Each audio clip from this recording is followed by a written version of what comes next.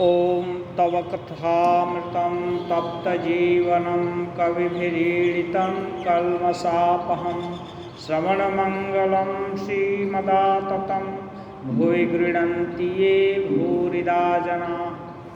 प्रभो, तुम्हारी लीला कथा अमृत स्वरूप है। ताप तप्त जीवों के लिए तो वह जीवन स्वरूप है। ज्ञानी महात्माओं ने उसका गुणगान किया है। वह पाप पुंज को हरने वाली है। उसके श्रवण मात्र से परम कल्याण होता है। वह परम मधुर तथा सुविस्तृत है।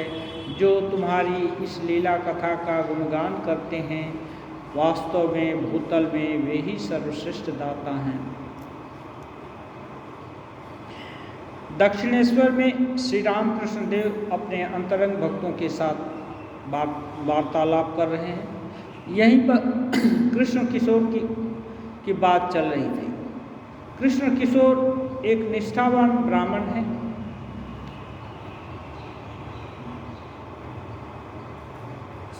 वैष्णव हैं, खूब जप करते हैं और कभी कभी ये भी बोलते हैं मैं आकाशवत हूँ।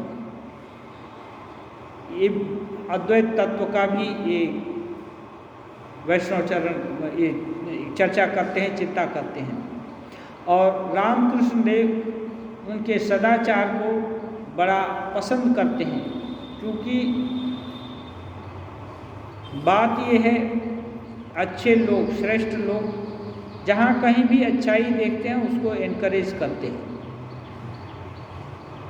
ये अद्वितीय ब्रह्मज्ञानी नहीं थे, लेकिन जितनी निष्ठा श्रद्धा भक्ति है उससे कृष्ण किशोर मनमुख एक करके ये करते थे, प्रयास करते थे। इसलिए रामकृष्ण देव उनको पसंद करते थे। तो उनके ही विश्वास की बात बोल रहे हैं, जिसमें जो कुछ भी रामकृष्ण देव देखे उसको हाईलाइट करते हैं। विश्वास गिरीश घोष का सबसे ऊपर, उनका आचरण चरित्र बहुत सा दूषित भी था, लेकिन उसकी तरफ ठाकुर नहीं देखते। ठाकुर ये देखते हैं कि वो क्या सोचता है, क्या चाहता है, उसकी तरफ देखते हैं। तत्व के विषय में ठाकुर देखते हैं, न कि बाय डिटेल। इसलिए कितने लोग को गिरीश बाबू का आचरण अच्छा न लगने पर भी ठाकुर रामकृष्ण देव को एक दिन भी बुरा नहीं लगा, क्योंकि वो जानते हैं कि ये विश्वास का भंडार है। उसका डिपर्केशन चल रहा है। जैसे आग है, बढ़िया खाना बनाती है, लेकिन कभी कभी जल जाएगा तो आग कभी नहीं जलाएंगे, ऐसा कोई संकल्प तो नहीं करता है, क्योंकि भूल हो गई इसलिए जल गया। अब भूल नहीं करेंगे तो नहीं जलेगा। तो इसलिए गिरीश घोष विश्वास के मूर्तिमान विग्रह, 5 आना 5 सिक्के विश्वास। हाँ, ये ठाकुर बोलते हैं पूरा विश्वास है। 1 रुपया 25 पैसा ना क्या 5 आना? 5 आना तो 5 आना है, 20 आना। मैंने उनका विश्वास है ना, 1 रुपया नहीं, 1.25 रुपया है ईट का। हाँ, हाँ, तो ये बोलते हैं कि उनका विश्वास है ना, 1 रुपया 4 आना है इसका, गिरीश घोष का। तो दूसरे भक्त हैं जो कि सदाचारी हैं, ये भी बहुत विश्वासी हैं, ये कृष्ण किशोर। तो ठाकुर बोल रहे हैं, अध्यात्म की रामायण वो पढ़ करके कभी ठाकुर को सुनाते थे। अध्यात्म रामायण में भक्ति की बात बहुत है, और राम जी को ब्रह्म ही राम जी का रूप धारण करके आए हैं, ऐसा वर्णन किया गया है। तो ठाकुर बोल रहे हैं कृष्ण किशोर का कैसा विश्वास, माने बहुत विश्वास है। वह वृंदावन गया था, वहाँ एक दिन उसे प्यास लगी। कुएं के पास जाकर उसने देखा कि एक आदमी बैठा है। पूछने पर उसने जवाब दिया, मैं नीच जाति का हूँ, क्योंकि उस समय छुआछूत चरम पर था। तो पूछे कौन सा जाति का है, तो और आप ब्राह्मण हैं, मैं कैसे आपको पानी निकाल दूँ? उसका छुआ पानी ये पिएंगे तो इनका ब्राह्मणत्व तो चला जाएगा। ऐसी धारणा सब थी। कृष्ण किशोर ने कहा, तू कह शिव, तुम शिव कहो, शिव कहने से तुम शुद्ध हो जाएगा। उसने शिव शिव कहकर पानी निकाला। वैसा निष्ठावान ब्राह्मण होकर भी उसने वही जल पिया। कैसा विश्वास है, माने बहुत अद्भुत विश्वास है। क्या है? सामाजिक रीति रिवाज तो एक कृष्ण किशोर का बनाया हुआ नहीं है। ये पहले से ही चलते चलते कभी एक एक रीति रिवाज कांटा के जैसा भी हो जाता है। तो लेकिन व्यक्ति जो इंडिविजुअल है उसकी विशेषता इसलिए दी जाती है कि उसमें भी वो एडजस्ट करने का या सही रास्ता चुनने का मार्ग अपना ये जो है ना संकल्प ले लेता है। उस समय की रीति थी कि नहीं, भिक्षा माता कोई अपने ही कुल का होगा, ऐसा रामकृष्ण देव बोले नहीं, मैं धनी कमारी से लूँगा। क्यों? वो बच्चे पर से उनका लालन पालन की थी और उसका स्नेह था, उसकी इच्छा भी थी कि ये बच्चा यदि हमको ये करे भिक्षा माँ कहकर भिक्षा के समय भिक्षा ले, तो सबके दिल की में एक एक तो कोई तमन्ना होती है। वो बच्चा को पहले जन्म के दिन से ही देख करके उसके प्रति स्नेह हो गया। और स्नेह क्यों नहीं होगा? भगवान तो सबके हैं और सभी भगवान के हैं, इसलिए स्नेह होना स्वाभाविक है। फिर उसका अपार्थिव स्नेह था, इसलिए वो गरीब है फिर भी एक एक दो दो पैसे जुटा करके वो शुरू से ही जब से इच्छा हुई उसकी हुई तब से कुछ कुछ पैसे जुटा कर उनके लिए रखती थी। भिक्षा में क्या क्या देगी, कुछ चीज़ देगी, इसके लिए रखती है।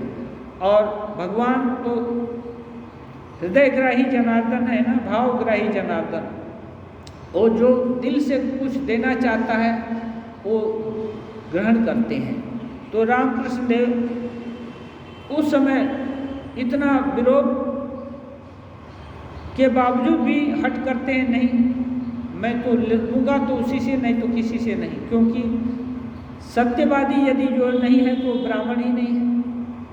तो ये अकाट्य तर्क राम कुमार जी को भी पीछे ला दिया। फिर क्या कहेंगे?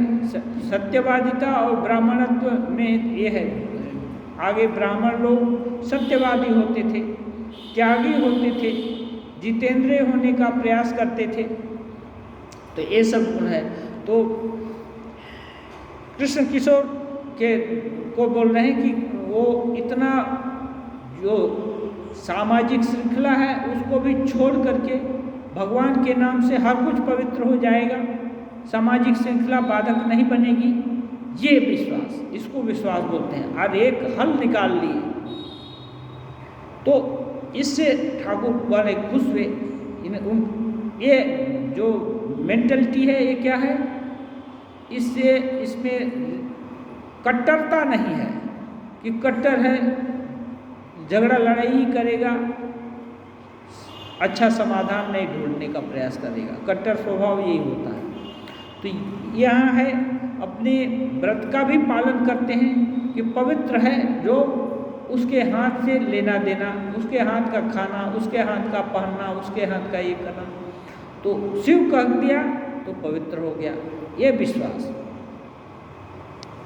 अब कृष्ण किशोर का ही बात कर रहे हैं ठाकुर। आर्याता के घाट पर एक साधु आया था। हमने सोचा कि एक दिन देखने जाएंगे। ठाकुर कोई भी साधु संत का जिसका नाम सुनते उसको देखने जाते। क्यों? ये बड़े लोगों का ये है कि जो भी अच्छे हैं उनको उत्साहित करना, तो उत्साहित भी करना। और संग किसका करेंगे? ठाकुर कुटी पर के ऊपर, छत के ऊपर चढ़ करके चिल्लाते हैं कि लोगों का विषयी वार्तालाप सुनकर मेरा कान जला जा रहा है, तुम लोग कहाँ हो? आओ, मेरा पेट फूला जा रहा है, मेरी साधनाओं का ये जो है कुछ कुछ ये चीज़ है ना आत्मानुभूति का, किसको बतलाऊंगा। इन लोग का बात सुनकर हमारा कान जलने लगता है। तो अच्छे ये लोग हैं भगवत पुरुष, ये लोग ऐसे लोगों का संग चाहते हैं, तो क्या है अच्छा लगता है, जो जैसा है वैसे लोगों का संग चाहता है। तो ठाकुर देखने जाएंगे। काली मंदिर में मैंने हल्द्वारी से कहा, हल्द्वारी को भी पब्लिसाइज कर देते हैं कि और कोई जाना चाहता है तो जाए। कृष्ण किशोर और हम साधु दर्शन को जाएंगे, तुम चलोगे? हल्द्वारी से पूछे। हल्द्वारी ने कहा, एक मिट्टी का पिंजरा देखने जाने से क्या होगा। हल्द्वारी ब्रह्म चिंतन करते हैं, अद्वैत का टेक्स्ट पढ़ते हैं और सोचते हैं कि वो भी अद्वैत मैंने उसी को फॉलो करने का कोशिश करते हैं, भले ही अंदर से न हो, बाहर से तो वो उनका ऐसा निश्चय रहता है। बोलते हैं ठाकुर, हल्द्वारी गीता और वेदांत पढ़ता था ना, इसी से उसने साधु शरीर को मिट्टी का पिंजरा बताया। मैंने जाकर कृष्ण किशोर से वह बात कही तो वह बड़े क्रोध में आ गया। कृष्ण किशोर का जो भी भाव था वो मैंने दिल से है, मन मुख एक करके जो भी कोई काम किया जाए उसको भगवान पसंद करते हैं। यदि वो भूल भी हुई तो उसमें सुधार होने का चांस है। और जो कपटी हैं, कपट उसको हटाना बड़ा कपटी स्वभाव होता है दिल में। हम लोग सभी के अंदर में अच्छे बुरे गुण का थोड़ा न थोड़ा अंश रहता है, लेकिन कपट स्वभाव यदि नहीं गया तो वहाँ भगवान का प्रकाश कभी नहीं होगा। भूल हो सकती है, उसको 100 बार माफ हो जाएगा, लेकिन कपट में चालाक बोलते हैं, कौवा बहुत चालाक होता है लेकिन उसका गंदगी खाता है। तो ये है, तो ऐसी चालाकी वो पसंद नहीं है भगवान को। मोहिन छल छिद्र दुरावा, ये राम जी बोलते हैं उसको, छल छिद्र ये अच्छा नहीं लगता। दूसरे का दोष देखना और दूसरे को दुर्छाई करना और ये करना, क्या बोलते छल करना, ये हमको पसंद नहीं है। तो ये सुन करके उसने कहा, हल्द्वारी ने ऐसी बात कही, जो ईश्वर चिंता करता है, राम चिंतन करता है और जिसने उसी उद्देश्य से सर्वस्व त्याग किया है, क्या उसका शरीर मिट्टी का पिंजरा ठहरा? जो राम जी का चिंतन करता, भगवत चिंतन करता, उसके लिए सब कुछ छोड़ दिया, वो क्या मिट्टी का पिंजरा? धारणा ये है कि नहीं, वो चिन्मय देह हो गई। हल्द्वारी नहीं जानता कि भक्त का शरीर चिन्मय होता है। जिसमें भगवान रहेंगे वहाँ अंधकार तो रहेगा नहीं, वहाँ तो प्रकाश से ही रहेगा, इसलिए देह चिन्मय हो। उसे इतना क्रोध आया था कि काली मंदिर में फूल तोड़ने आया करता था, पर हल्द्वारी से भेंट होने पर मुंह फेर लेता था, उससे बोलता तक न था, क्योंकि हल्द्वारी को बिलो डिग्निटी समझने लगा। अच्छा नहीं लगता कि ऐसे आदमी को जो कि चिन्मय देह को हाड़ मांस का पिंजरा या माटी का पिंजरा बोलता है, तो वो माने बात करने लायक आदमी नहीं है। क्यों?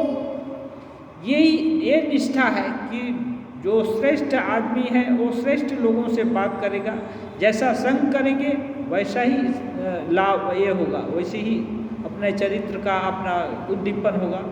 तो अभक्त का यदि संग करेंगे तो भक्ति में ह्रास होगा, इसलिए ऐसे लोग को दूर से ही छोड़ देना चाहिए। हाँ, वो एक है रामचरितमानस में, यद्यपि परम स्नेही, ये जो माता पिता है ना और गुरु, यदि भगवान से विरोध पथ का उपदेश देते हैं तो यद्यपि वो परम स्नेही है फिर भी उसको तजो बैरी सा, बैरी के समान छोड़ देना चाहिए। पूरा याद नहीं है, भूल रहा है। तो ये क्या है, यदि राम से कोई विमुख है, चाहे गुरु हो या कोई भी निकटतम संबंधी हो, वो बैरी के समान, शत्रु के समान उसको छोड़ देना चाहिए, ऐसी बात है। तो इसलिए हलधारी इसको फॉलो करते हैं। अच्छे साधक हैं, जिसको अच्छा समझते हैं उसको जितना हो सके मानने का कोशिश करते हैं। तो ये बनावटी साधक नहीं थे, लेकिन और भी ठाकुर बताएंगे। उसने मुझसे कहा था, तुमने जनेऊ क्यों फेंक दिया? ठाकुर जनेऊ नहीं पहन पाते थे, जनेऊ पहनते नहीं थे लास्ट में। तो इसको लगता है ब्राह्मण का लड़का है, जनेऊ क्यों फेंक दिया? अब उसको क्या मालूम कि गलित हस्त अवस्था जिसकी हो जाती है, जिसका कर्म क्षय हो जाता है, क्योंकि उस लेवल तक तो वो गए नहीं। आचार निष्ठा ये सब के ही अंदर है। तो वो पूछा, क्योंकि वो उम्र में भी ज़्यादा थे, इसलिए तुम कहकर पुकारते थे। तो ठाकुर बोल रहे हैं, जब मेरी यह अवस्था हुई तब आश्विन की आंधी की तरह एक भाव आकर सब कुछ न जाने कहाँ उड़ा ले गया, कुछ पता न हो चला। पहले की एक भी निशानी न रही, होश नहीं थे। जब कपड़ा ही खिसक जाता था तो जनेऊ कैसे रहे? ठाकुर ये नहीं बोल रहे हैं कि मैं ब्रह्मज्ञानी हो गया तो और क्या क्या होगा। वो अपना दूसरे ढंग से वर्णन कर रहे हैं कि जब होश ही नहीं था, आंधी चलने लगी, तो भगवत भक्ति की या इसकी, तो फिर जनेऊ कैसे रहे? मैंने कहा, ठाकुर बोलते हैं, मैं उसको हलधारी को बोला, नहीं हलधारी नहीं, ये कृष्ण किशोर। मैंने कहा, एक बार तुम्हें भी उन्माद हो जाए तो तुम समझो। ठाकुर बोले, एक बार यदि तुमको उन्माद हो गया तब तुम समझेगा कि उन्माद की क्या अवस्था होती है। अभी तुम हमको शिक्षा दे रहे हो, वैसी अवस्था में कुछ नहीं होगा। ठाकुर बोल रहे हैं, फिर हुआ भी वैसा। ठाकुर भूल से भी किसी को बोल देते हैं तो थोड़ा हो ही जाता है। तो उसे उन्माद हो गया। वह केवल ओम ओम कहा करता और एक कोठरी में चुपचाप बैठा रहता था। केवल ओम कहता और एक कोठरी में चुपचाप बैठा रहता। यह समझकर कि वह पागल हो गया है, लोगों ने वैद्य बुलाया। नाटागढ़ का राम कविराज आया। कृष्ण किशोर ने उससे कहा, कविराज आया तो कृष्ण किशोर बोला, मेरी बीमारी तो अच्छी कर दो, पर देखो मेरे ओंकार को मत छुड़ाना। मेरी बीमारी ठीक कर दो, लेकिन मेरे ओंकार को मत छुड़ाओ। यानी प्रेम है, निष्ठा है, प्रेम है, और उसका ये है। जबकि वैकुंठनाथ सान्याल और कुछ लोग बोलते हैं कि जब ये जो हुआ ना, पहला जनवरी को कल्पतरु के दिन ठाकुर बहुत सारा लोगों को आशीर्वाद दिए, चैतन्य हो गया। तो वो लोग कोई उसमें से ठाकुर को प्रार्थना किया कि इस अवस्था में तो हमारा घर संसार का मैनेजमेंट खत्म हो रहा है, क्या करें, इसको कम कर दो। तो कम भी हो गया। ऐसी ही अवस्था मथुर बाबू की हुई थी, उनको भाव हुआ। तो दूसरे दिन आकर बोलते हैं कि बाबा ये भाव तुमको ही साजे, हम और हिंदू तो तुम्हारा नंदी भृंगी के जैसा सेवा करेंगे, बस इतना ही हमारे लिए काफ़ी है, तुम अपना भाव ले लो। तब ठाकुर क्या करें, ठाकुर हटा दिए। तो ये है, लेकिन ये अच्छे साधक हैं, बोलते हैं नहीं, ये मेरे ओंकार को मत हटाओ। अभी ऐसी ही इस अवस्था का एक ये है। एक दिन मैंने जाकर देखा कि वह बैठा सोच रहा है। एक दिन ऐसे इतनी ऊंची अवस्था जिसकी है, देखिए उसको भी सोच हो जाता है। ठाकुर को बोल रहे हैं, पूछा क्या हुआ है? उसने कहा, टैक्स वाले आए थे, इसलिए सोच में पड़ा हूँ। उन्होंने कहा रुपया न देने से घर का माल बेच लेंगे। टैक्स वाले धमकी दिए, घर का माल बेच देंगे, बेच करके रुपया बना लेंगे। मैंने कहा तो सोच कर क्या होगा? ठाकुर उत्तर दिए, अगर सब उठा ले जाएं तो ले जाने दो, अगर बांध कर ही ले जाएं तो तुम्हें थोड़े ही ले जाएंगे। यदि बांध कर ही ले जाएं तो तुम्हें थोड़े ही ले जाएंगे। मान लो तुमको बांध कर ही ले जाएं तुम्हारे शरीर को, तो तुमको तो नहीं ले जाएंगे। क्यों? तुम तो खग हो। तुम बोलते हैं तुम तो आकाश हो, तुमको कौन बांध सकता है।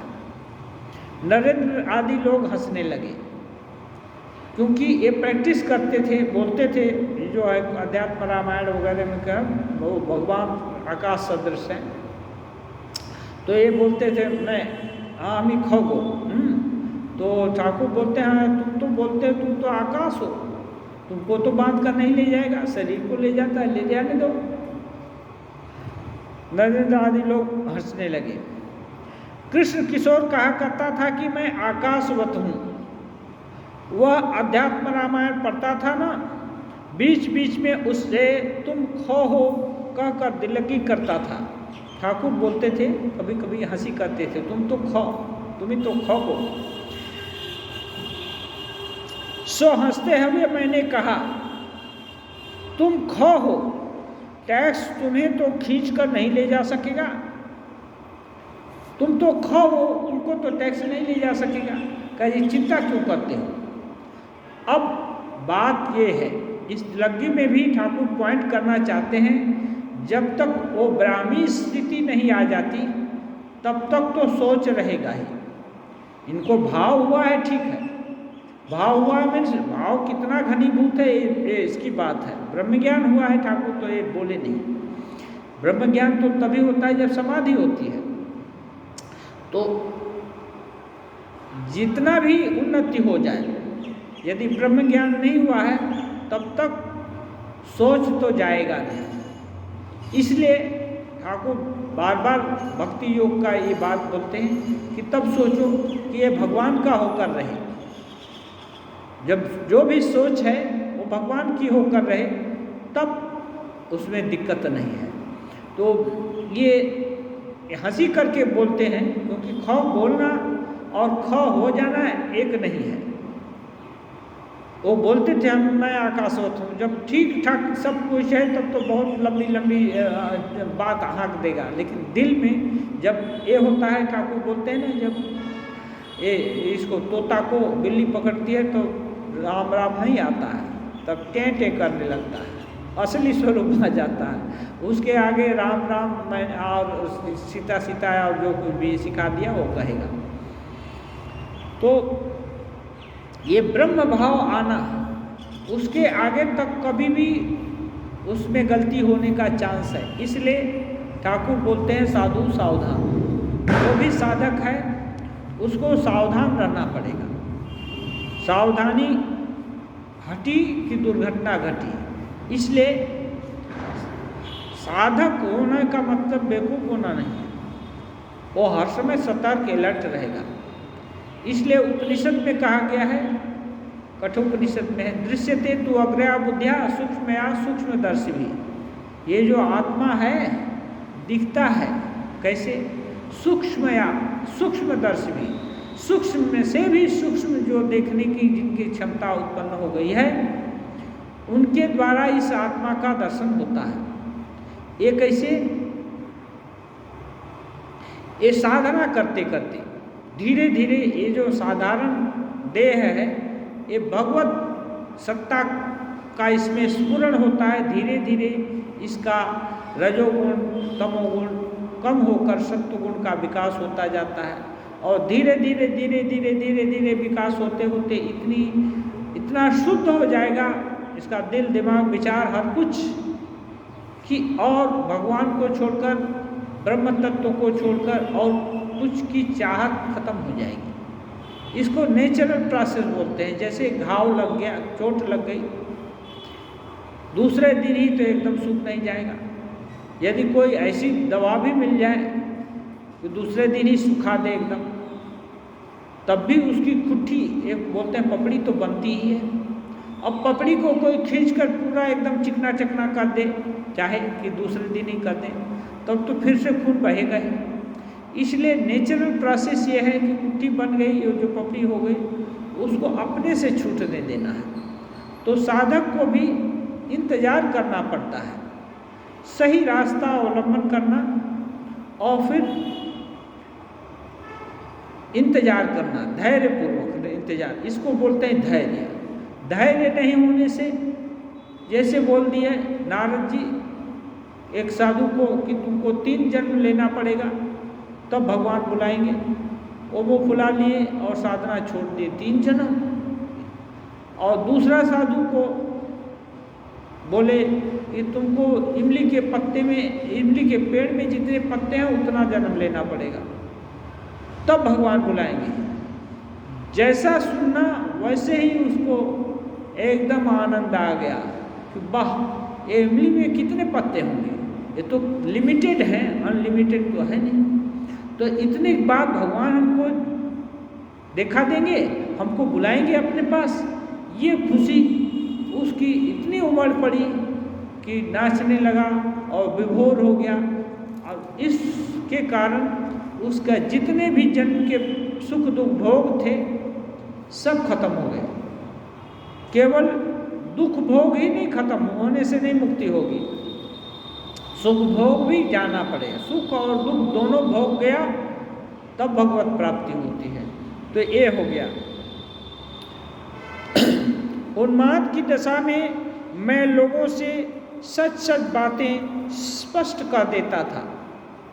ठाकुर अब अपनी बात बताते हैं कि उन्माद की अवस्था जब हुई तो मैं जो कुछ भी दिल में आता तुरंत कह देता, सबसे, किसी की परवाह न करता। अमीरों को देखकर मुझे डर नहीं लगता था। बोलते हैं लोग अमीर लोग से थोड़ी दूरी बनाकर रखना है, पता नहीं कब कहाँ कुछ नाराज हो गए या कुछ हो गए। घोड़ा के पीछे और धनी लोगों के आगे या जो ऐसे हैं उनसे थोड़ी दूरी बनाकर रखना है, नहीं तो कहाँ ये हो जाएंगे। और तब तो ऐसा ही जमाना है, जिसकी लाठी उसकी भैंस, ज़्यादा ही ये था। आज कानून का राज्य है, फिर भी जो दबंग लोग होंगे, जो प्रभावशाली होंगे, अपना प्रभाव तो दिखाते हैं। बोलते हैं मल्लिक, शंभू मल्लिक के बाग में जतेंद्र आया था, मैं भी वहीं था। मैंने उससे पूछा, कर्तव्य क्या है? क्या ईश्वर का चिंतन करना ही हमारा कर्तव्य नहीं है? जतेंद्र ने कहा, हम संसारी आदमी हैं। ठाकुर बोल रहे हैं जतेंद्र की बात। जतेंद्र ने कहा, हम संसारी आदमी हैं, हमारे लिए मुक्ति कैसी? राजा युधिष्ठिर को भी नरक दर्शन करना पड़ा था।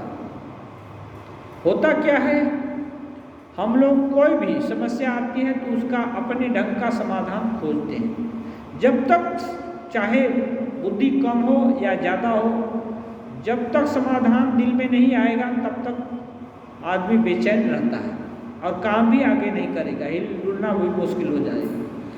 तो एक अंग्रेजी में कहावत है, we have learn few tricks to deceive us. हम लोग कुछ ट्रिक जानते हैं। कैसे? किस लिए? उस अपने को ठगने के लिए, क्योंकि हर चीज़ को जस्टिफाई ये करते हैं और सर्टिफाई भी करते हैं, तब हम स्टेप लेते हैं। तो ये जस्टिफिकेशन में दे दिए। पहला तो बोले कि हम संसारी लोगों के लिए मुक्ति कैसी? मैंने संसारी लोगों को मुक्ति नहीं हो सकती क्योंकि संसार चाहते हैं।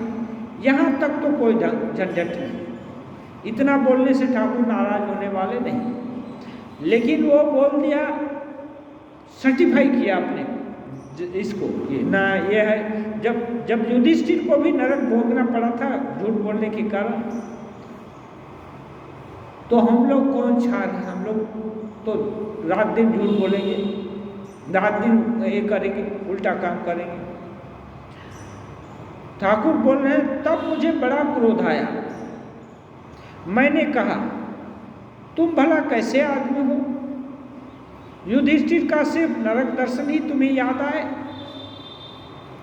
नरक दर्शन ही तुमको याद है? युधिष्ठिर का सत्य वचन, क्षमा, धैर्य, विवेक, वैराग्य, ईश्वर की भक्ति, यह सब बिल्कुल याद नहीं आता। और भी बहुत कुछ करने जाता था, उसको और भी ठाकुर उल्टा सीधा भी करने जा रहे थे, डांट ये, पर हृदय ने मेरा मुंह दबा लिया, हृदय गाढ़ बन गया। थोड़ी देर बाद यतीन्द्र यह कहकर चला गया कि जरा काम है, ये कहकर धीरे से निकल गया। वो देखा माहौल गर्म है, वो धीरे से चला गया। बड़ा आदमी, हाँ, वे सब खरी खोटी सुनना पसंद नहीं करते, इसलिए धीरे से वो भी चला गया और मिट माट कर दिया हृदय राम। नहीं तो ठाकुर मूड में आ जाता तो किसी को कुछ भी कर देंगे। बहुत दिनों बाद मैं कप्तान के साथ सौरेंद्र ठाकुर के घर गया था। उसे देखकर मैंने कहा, तुम्हें राजा वाजा कह नहीं सकूंगा, क्योंकि वह सब झूठ बात होगी। माने राजा के जैसा सौरेंद्र ठाकुर का ये रहा होगा, माने क्या स्टेटस, लेकिन ठाकुर बोलते हैं कि मैं ये नहीं, तुमको राजा वाजा नहीं कर सकता, क्योंकि ये मेरे द्वारा झूठ बोलना हो जाएगा। उसने मुझसे थोड़ी बातचीत की। फिर मैंने देखा कि साहब लोग आने जाने लगे।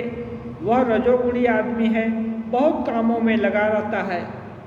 यतीन्द्र को खबर भेजी गई। उसने जवाब दिया, मेरे गले में दर्द हुआ है। अब ठाकुर हैं, यतीन्द्र एक बार सुन लिया था, हाँ उनका, तो अब ठाकुर हैं तो गले में दर्द या और कुछ बहाना तो बनाना ही पड़ेगा, इसलिए वो नहीं आया। उस उन्माद की दशा में एक दूसरे दिन वरानगर के घाट पर मैंने देखा कि जय मुखर्जी जप कर रहा है, पर अनमना होकर। तब मैंने पास जाकर 2 थप्पड़ लगा दिए। जय मुखर्जी थोड़े अच्छे साधक रहे होंगे, नहीं तो ठाकुर प्रसादी नहीं देते। तो देखे कि अनमना हो गया है, तो जाकर 2 थप्पड़ मार दिए। थप्पड़ आदमी दूसरे को नहीं मारता, पराया आदमी को नहीं मारता, जो अपना है उस पर जोर चलता है। तो शिक्षा देने के लिए रानी रासमणी के ऊपर भी थप्पड़ जड़ दिए थे ठाकुर, जिस चीज़ को नहीं करने जाते। वो मैंने भूल कर रहा है, भूल को सुधारने के लिए, और थप्पड़ लगने से भी रानी का भी कल्याण हुआ होगा और इनका भी, क्योंकि वो सहानुभूति माने शुभेच्छा से दंड दिया जा रहा है, न कि उसकी अवहेलना दुर्छाई करने के लिए दिया जा रहा है। एक दिन रासमणी दक्षिणेश्वर में आई। अच्छा, रासमणी का भी बात आ गया। काली माता के मंदिर में आई। वह पूजा के समय आया करती और मुझसे 1-2 गीत गाने को कहती थी। मैं गीत गा रहा था, देखा कि अनमनी होकर फूल चुन रही, फूल इधर उधर हटा रही है, चुन रही है, लेकिन अन्य मनस्क है, कुछ दूसरा चिंतन कर रही है। बस 2 थप्पड़ जमा दिए, तब होश संभाल कर हाथ बांधे रही। जब 2 थप्पड़ मार दिए, तब हाथ जोड़ करके चुपचाप रही। तब उसको होश आया कि मैं क्या कर रही हूँ। हलदारी से मैंने कहा, भैया यह कैसा स्वभाव हो गया है। कभी कभी ठाकुर को लगता कि ये स्वभाव क्यों हो गया। इससे लोग विरक्त कर होते हैं, अपने को क्या मिलना है किसी को थप्पड़ लगाने से, क्या उपाय करूं।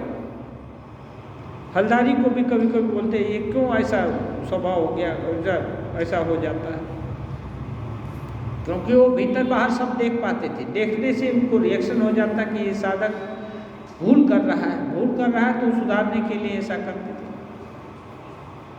फिर माँ को पुकारते पुकारते वह स्वभाव दूर हुआ।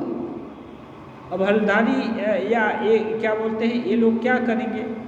ठाकुर माँ के ही तो अधीन है, माँ हर कुछ करती हैं, तो जो कुछ भी कमी उनको मालूम होती है, माँ को बार बार प्रार्थना करने लगे कि माँ ये कौन सी बला आ गई, हाँ इसको दूर कर दो, मैं क्यों रिएक्शन करूँ, रिएक्ट हूँ। तो वो स्वभाव, वो जो है आदत, वो जो आदि थी ना, तुरंत गलती दिखाई देता है, तुरंत रिएक्शन होता है, तो वो छोड़, वो दब गई। यानी अब देख पाते हैं लेकिन कोई रिएक्ट करके ऐसा कुछ नहीं करते जिससे लोगों को ज़्यादा खराब लगे। काशी में विषय संबंधी चर्चा सुनकर श्री रामकृष्ण का रुदन। बोलते हैं उस अवस्था में ईश्वरी प्रसंग के सिवा और कुछ अच्छा नहीं लगता। जब ईश्वर की आंधी चलती है ना, ईश्वरी भाव प्रबल होता है, दिल दिमाग पूरा सब शरीर मन बुद्धि प्राण सबको एक करके ईश्वर की तन्मयता हो जाती है उस समय, और ईश्वर में ही सब कुछ दिखता है, और दूसरा कोई कुछ बात कहे तो अच्छा भी नहीं लगता, बहुत बुरा लगता है।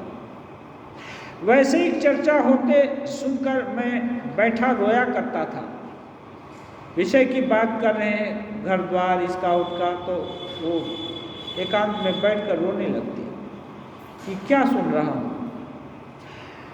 जब मथुर बाबू मुझे अपने साथ तीर्थों को ले गए, तब थोड़े दिन हम वाराणसी में राजा बाबू के मकान पर रहे। मथुर बाबू के साथ बैठक खाने में मैं बैठा था और राजा बाबू भी बैठे थे। मैंने देखा कि वे सांसारिक बातें कर रहे हैं। अभी संसार के हैं तो सांसारिक ही करेंगे। इतने रुपए का नुकसान हुआ है, ऐसी ऐसी बातें। मैं रोने लगा, और रोए तो क्या, किसको कंप्लेन करें, माँ ही तो उनके शरण है।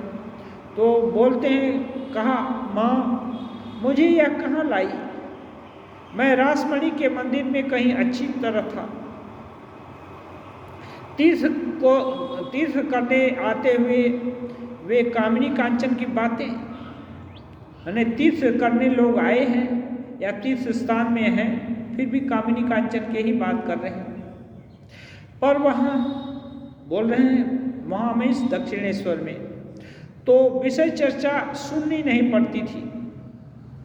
सुननी नहीं पड़ती थी भी, दक्षिणेश्वर में विषय चर्चा नहीं होती रही होगी ऐसा तो नहीं, लेकिन ऐसे लोगों से वो दूर रहते थे, क्योंकि उनका एक कमरा था, अपना कमरा बंद कर दिया, या पंचवटी में जंगल में चले गए तो वहाँ किसी का शब्द नहीं सुनाई देता। तो वहाँ इनको सुविधा थी।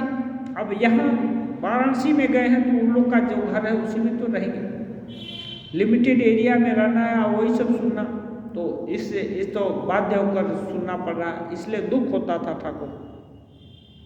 श्री रामकृष्ण ने भक्तों से, विशेषकर नरेंद्र से जरा आराम लेने के लिए कहा, और आप भी छोटे तख्त पर थोड़ा आराम करने चले गए। ठाकुर केवल उपदेश देकर हर समय खटाते ही नहीं थे, कभी कभी थोड़ा आराम भी कराते थे, क्योंकि कोई चीज़ है साधना केवल अति सर्वत्र वर्ज्य, केवल अति जागने, अति सोने, अति मेहनत करने से ही नहीं होगा। सम्यक होने से यह है, युक्त आहार विहारस्य युक्त चेष्टस्य कर्मसु युक्त स्वप्नावबोधस्य योगो भवति दुःखः, ये गीता में बोले हैं। लेकिन हम लोग का युक्त आहार विहार अनेक समय बाधित हो जाता है, कभी ज़्यादा काम हो गया, कभी नहीं हुआ, तो इससे दुख भी भोगना पड़ता है।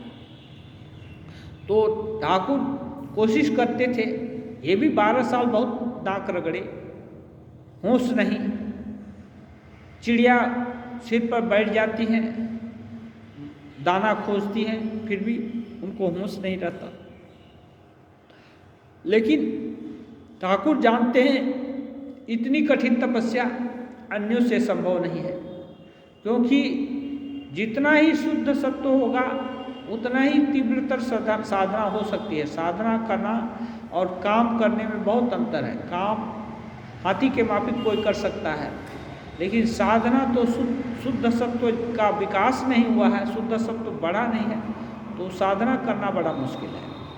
और वो झट ठाकुर कहीं कहीं बोलते हैं, वो जो साधना का जो तेज होता है, जो झंझा आती है, उससे कितने लोग का वो जो है ना शरीर छूट जाता है, शरीर भी छूट जाता है, और कोई कोई तो क्षिप्त भी हो जाते हैं।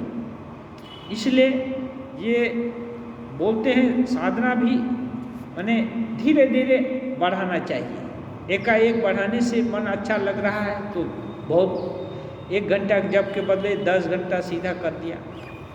10 घंटा करना है तो 10 महीने या साल भर या जो भी हो, जिसकी जो कैपेसिटी है, थोड़ा दिन ले करके, एक ही दिन दूसरे दिन ही इतना कर देने से मुश्किल है।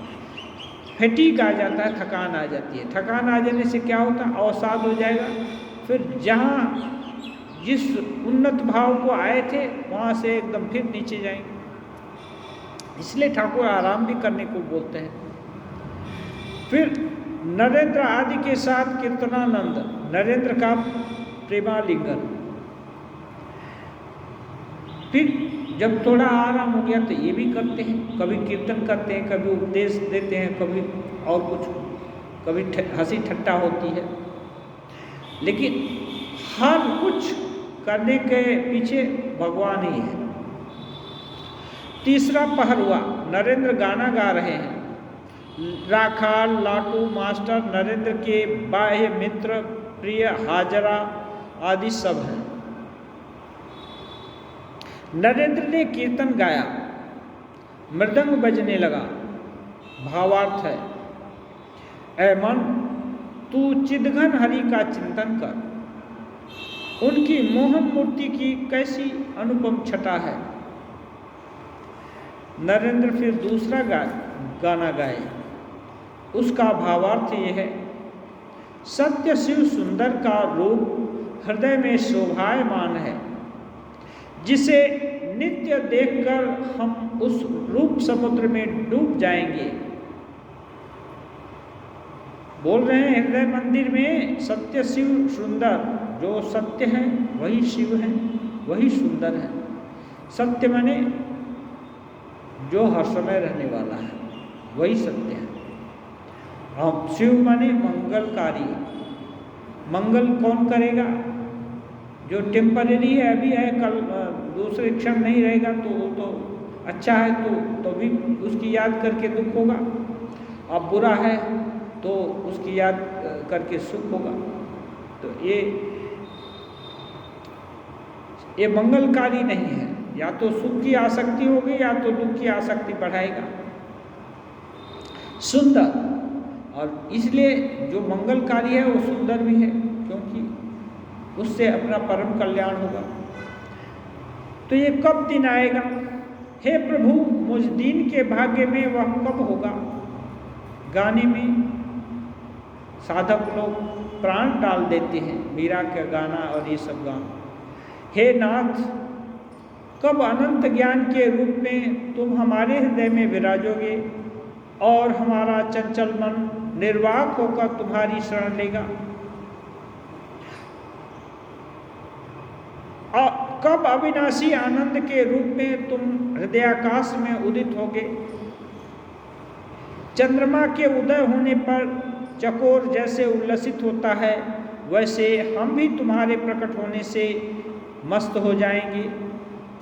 तुम शांत, शिव, अद्वितीय और राज हो, माने राजाओं के भी राजा हो।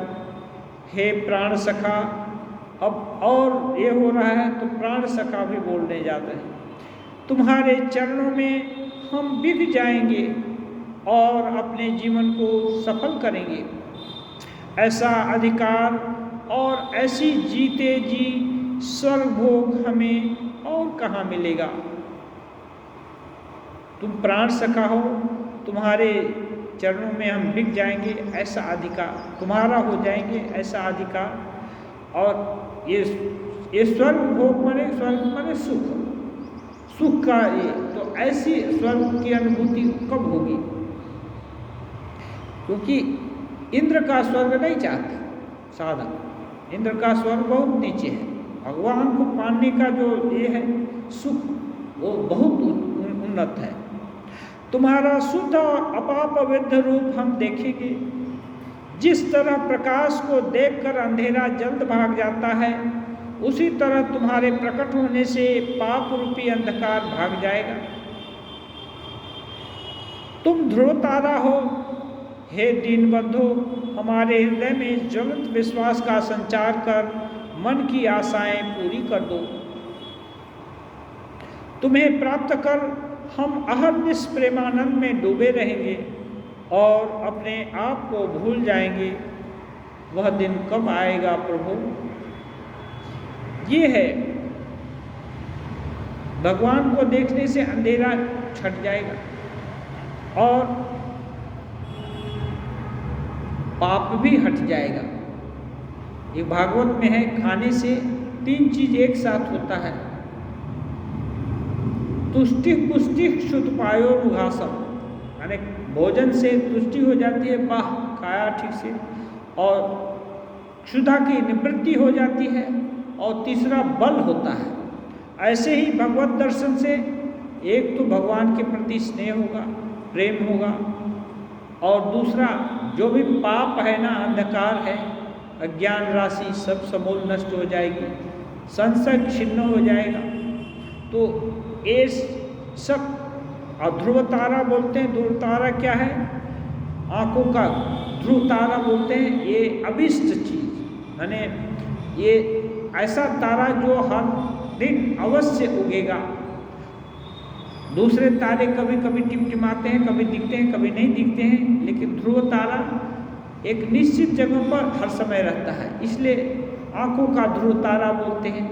ये विशेषण देते हैं, तुम अपने हृदय के ध्रुव तारा हो। ध्रुव तारा माने ये तुम अवश्य, ये जो और कुछ रहे या नहीं रहे, तुम हमारे हो। हाँ, तो कब ये सब अपने स्वरूप को अपने सामने उद्घाटित करोगे? ये बहुत अच्छा गान है। फिर दूसरा गान, आनंद के मधुर ब्रह्म नाम का उच्चारण करो। नाम से सुधा का सिंधु उमड़ आया, उसे लगातार पीते रहो। आप पीते रहो और दूसरों को पिलाते रहो। विषय रूपी मृग जल में पड़कर यदि कभी हृदय शुष्क हो जाए तो नाम गान करना। विषय रूपी मृग जल में पड़कर,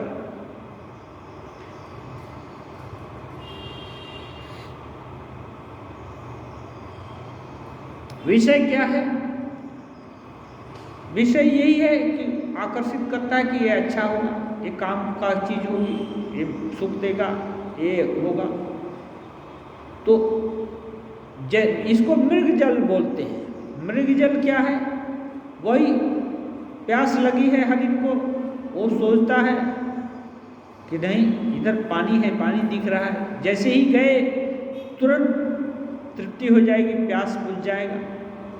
और जितना ही आगे बढ़ता है, जितना ही दौड़ता है कि अब मिल गए, तब मिल गए, तब तक वो तो विषय जल है, मृग जल है, वो आगे ही बढ़ता जाता है, वो मरीचिका है। वो कहाँ, वो सत्य तो है नहीं, इसलिए वो आगे ही बढ़ती जाती है। और परिणाम होता है ज़्यादा दूर चला गया तो उसको पानी का संधान नहीं मिलकर मर भी जाता है, शरीर से, देह से भी छुट्टी हो जाती है। ऐसे ही विषय जिसको हम आज समझते हैं कि इसको मिल जाए तो अच्छा हो जाएगा, उसको मिल जाए तो अच्छा हो जाएगा, ठीक हो जाएगा, सुख हो जाएगा, वो मिलता है तब भी सुख नहीं होता, नहीं मिलने से भी तो आशा है, इसलिए सुख नहीं मिलता। और ये जो आशा है विषय की, वो आशा बढ़ती ही जाती है, दूसरा रूप लेकर आगे बढ़ती जाती है। और परिणाम होता है कि इतना अच्छा समय मनुष्य जन्म मिला है, वो विषय के ही अनुसंधान में ये पूरा हो जाता है, माने चला जाता है, खत्म हो जाता है। तो ये बोल रहे हैं यदि ऐसा विषय जब होश आ गया कि नहीं, अरे तो विषय के पीछे घूम रहे हैं, तो रुकने का नाम नहीं लेता है, तो ये शुष्क जल यदि इसका भान हो गया तो नाम गान करना, भगवान का नाम गान करना, तो सरस हो जाएगा। सरस हो जाएगा माने प्रेम से हृदय सरस हो उठेगा, भगवान के प्रेम से, क्योंकि रसो वैसह, भगवान रस स्वरूप है। जितना भी आनंद कहीं भी किसी को देखकर, किसी को सुनकर, किसी को खाकर, किसी को पाकर जो भी कुछ मिलता है वो आनंद वहाँ से नहीं मिलता है, वो आनंद भीतर में है। सच्चिदानंद के आनंद का थोड़ा सा प्रकाश है, वही रिफ्लेक्ट होता है दूसरे चीज़ों के माध्यम से, दूसरे संसर्ग के माध्यम से। ये भीतर नहीं होता तो कभी नहीं मिलता। इसलिए नाम गान करने से जो भगवान स्फुरण होगा तो अपने आप सब चीज़ सरस हो जाएगा, क्योंकि वही तो आनंद की रस के खान है। देखना वह महामंत्र नहीं भूलना, सावधान करते हैं, देखना वह महामंत्र नहीं भूलना।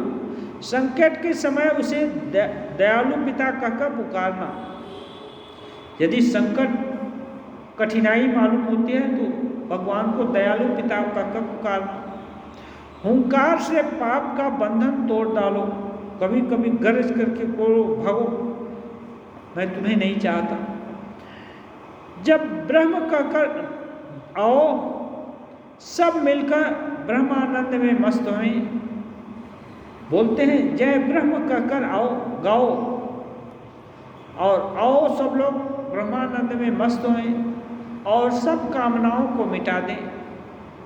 प्रेम योग के योगी बने, ये प्रयास है।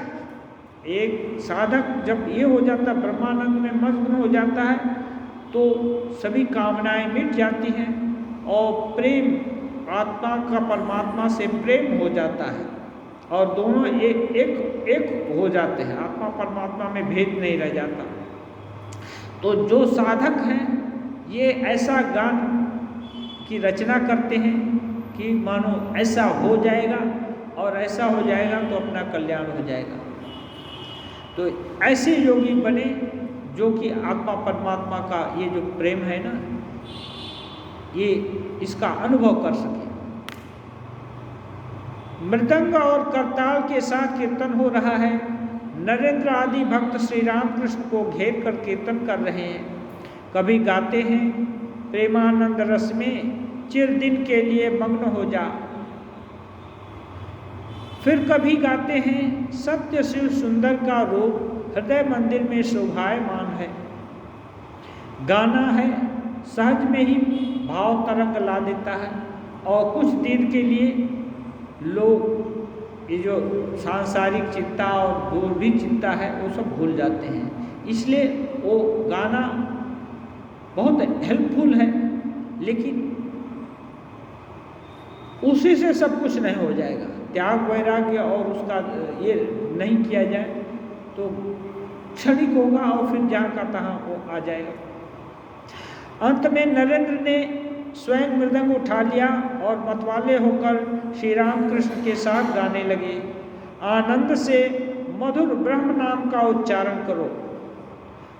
धीरे धीरे नाम का नशा आ जाता है और गान है ना जब जमता है तो ये गान का भी एक स्वर लहरी और इससे तो ये मतवाले हो गए। और वहाँ मत होने का प्रसंग है कि रामकृष्ण वहाँ विराजमान है जो कि साधना में सिद्ध है और उनके परिमंडल में जो कोई भी है थोड़ा सा भी उद्दीपन होने से वो चीज़ अनेक गुना बढ़ जाता है। जैसे यदि थोड़ा भी भक्तिभाव लेकर आया जाए मंदिर में, जहाँ की बहुत सारे संत महात्मा लोग आते हैं, साधु भक्त लोग आते हैं, सिर नवाते हैं, जप तप करते हैं, ध्यान करते हैं, पूजा करते हैं, वहाँ थोड़ा सा भी भाव लेकर आए लोग तो थोड़ा वो भाव थोड़ा घनीभूत हो जाता है।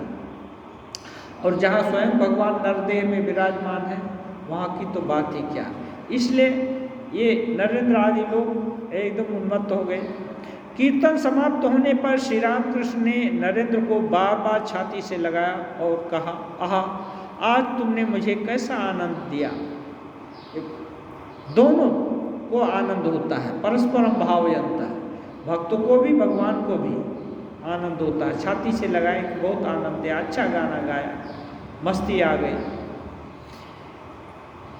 आज श्री रामकृष्ण के हृदय में प्रेम का स्रोत उमड़ रहा है। रात के 8 बजे होंगे तो भी प्रेमोन्मत्त होकर बरामदे में अकेले टहल रहे हैं। उत्तर वाले लंबे बरामदे में आए हैं और अकेले एक छोर से दूसरे छोर तक जल्दी जल्दी टहल रहे हैं। बीच बीच में जगन माता के साथ कुछ बातचीत कर रहे हैं। एकाएक उन्मत्त की भांति बोल उठे, तू मेरा क्या बिगाड़ेगी। अब बातचीत होती है, वो केवल नरेंद्र आदि लोगों से नहीं, माँ के साथ भी बात करते हैं। कभी कुछ हो गया तो माँ के साथ झगड़ा भी हो रहा है। क्या आप यही कह रहे हैं कि जगन माता जिसे सहारा दे रही हैं, माया क्या उसका बिगाड़ सकती है? ओ, ये मास्टर महाशय इंगित कर रहे हैं कि हो सकता है माया को का दर्शन किए और बोल रहे हैं, माँ मेरे साथ है, तुम माया की शक्ति हो, तुम क्या बिगाड़ोगे। ये भी हो सकता है। ये असेसमेंट है मास्टर महाशय का। ठाकुर तो बोले नहीं कि हम इसको ये बोले। हर चीज़ हर समय पूछा भी नहीं जा सकता।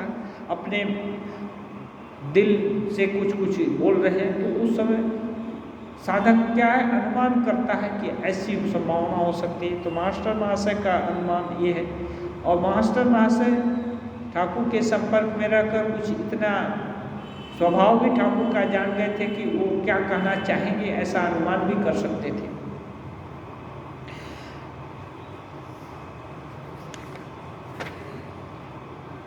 अब समय हो गया। ओम निरंजनम नित्यम अनंत रूपम भक्तानुकंपाधृत विग्रहम वै ईशावतारं परमेशमीड्यं तं राम कृष्णं शीर्षा नमामि।